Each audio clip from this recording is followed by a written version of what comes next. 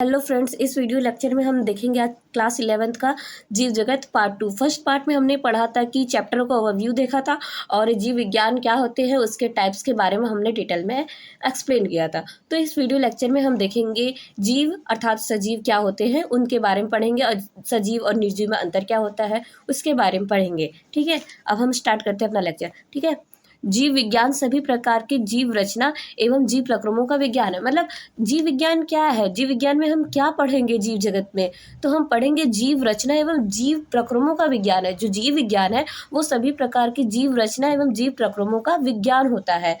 ठीक है, फिर जीव जगत हमारे चैप्टर का नाम ही है। तो जीव जगत क्या है? जीव जगत जैव विविधताओं से परिपूर्ण होता है, जिनमें विभिन्न प्रकार की जातियां पाई जाती हैं, जिनके अलग अलग नाम होते हैं, जो भिन्न भिन्न प्रकार की होती हैं। ठीक है, तो जीव जगत जो होता है वो जीव जगत जो होता है वो जैव विविधताओं से परिपूर्ण होता है। जीव जगत क्या होता है?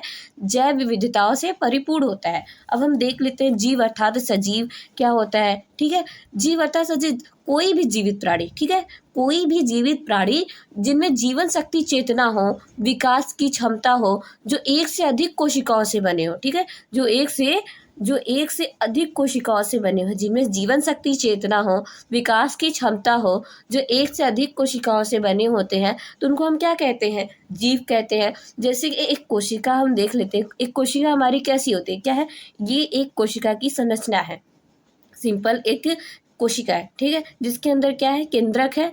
केंद्रक कोशिका द्रव्य को हम इंग्लिश में साइटोप्लाज्म कहते हैं और केंद्रक को हम इंग्लिश में न्यूक्लियस कहते हैं। और ये हमारी इसको पूरा प्रोटेक्ट करने का काम कौन करता है? कोशिका झिल्ली करती है।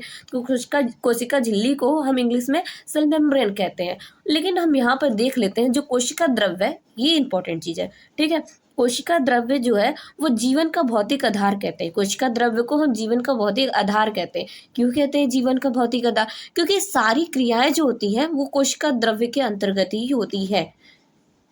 अब हम देख लेते हैं कि जीव अर्थात सजीव यानी कि निर्जीव में क्या डिफरेंस है।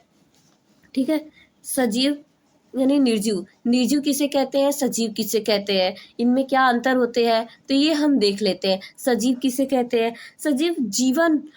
सजीवों में क्या होता है? जीवन होता है, कोशिकाओं के बने होते हैं। सजीव में जीवन शक्ति चेतना होती है, उनमें विकास की क्षमता होती है, वो एक से अधिक कोशिकाओं से बने होते हैं। ठीक है, तो उन्हें हम क्या कहते हैं? सजीव कहते हैं। लेकिन निर्जीव में ये प्रोसेस नहीं होता है। निर्जीव क्या होते हैं? वो निर्जीव में कोशिका नहीं होती है।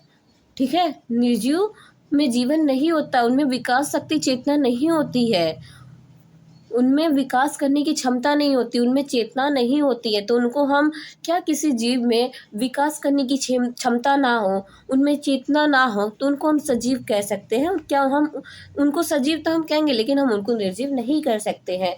इसलिए हम कहेंगे निर्जीव वो है जिनमें जीवन शक्ति चेतना ना हो, विकास की क्षमता ना हो, जो कोशिकाओं से नहीं बने होते हैं, तो उनको हम क्या कहते हैं? निर्जीव कहते हैं।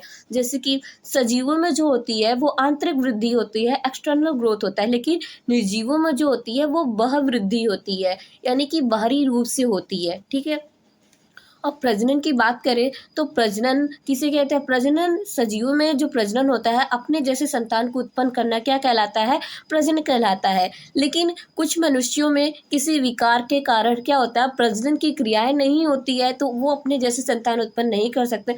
लेकिन इस पक्ष में हम देखें तो हम उनको निर्जीव तो नहीं कह सकते। तो निर्जीव में ये सारी क्रियाएं नहीं होती है, और ये सारी क्रियाएं जो होती हैं प्रजनन, वो सजीवों में ही होता है, लेकिन कुछ एक्सेप्शन भी है। ठीक है, और श्वसन की जो क्रिया होती है वो सजीवों में होती है, निर्जीवों में नहीं होती। क्या निर्जीव सांस ले सकते हैं? नहीं ले सकते, तो निर्जीव है। और सजीव जो है वो सांस ले सकते हैं, यानी उनमें श्वसन की क्रिया होती है। ठीक है, श्वसन होता है, श्वसन की प्रक्रियाएं होती हैं सजीवों में, लेकिन निर्जीवों में श्वसन नहीं होता है। पोषण की क्रिया यानी कि न्यूट्रिशन जो होता है वो सजीवों में सिर्फ होता है, निर्जीवों में श्वसन नहीं होता है। और जो सजीव होते हैं स्वयं गति कर सकते हैं। सजीव जो होते हैं वो स्वयं गति करते हैं। वो जैसे कि कोई भी मनुष्य है वो सजीव है, कोई भी जीव है, जानवर है, वो क्या है, वो सजीव है। उनको कहीं जाना रहेगा, एक स्थान से दूसरे स्थान पर उनको जाना रहेगा तो वो खुद से चल के जा सकते हैं। लेकिन क्या निर्जीव ऐसा कर सकते हैं? निर्जीव नहीं कर सकते। तो निर्जीव जो होते हैं वो बाह्य गति के रूप में जाते हैं। वो किसी दो मनुष्यों के द्वारा एक स्थान से दूसरे स्थान पर जा सकते हैं। जैसे कि कोई एक टेबल है, उसको हम एक जगह से उठाकर दूसरी जगह पर जाना है, क्या वो खुद से चलकर जाएगा? नहीं जाएगा। वो दो लोग उसको एक जगह से दूसरी जगह पर लेकर जा सकते हैं। यानी कि हम कह सकते हैं निर्जीवों में जो गति होती है, हाँ गति तो होती है उनमें, लेकिन उनमें बाहरी रूप से गति होती है। ठीक है, तो आज का लेक्चर हम यहीं पे समाप्त करते हैं और नेक्स्ट वीडियो लेक्चर में हम देखेंगे आगे के जीव सजीव के लक्षण क्या होते हैं, उसके बारे में हम पढ़ेंगे। धन्यवाद।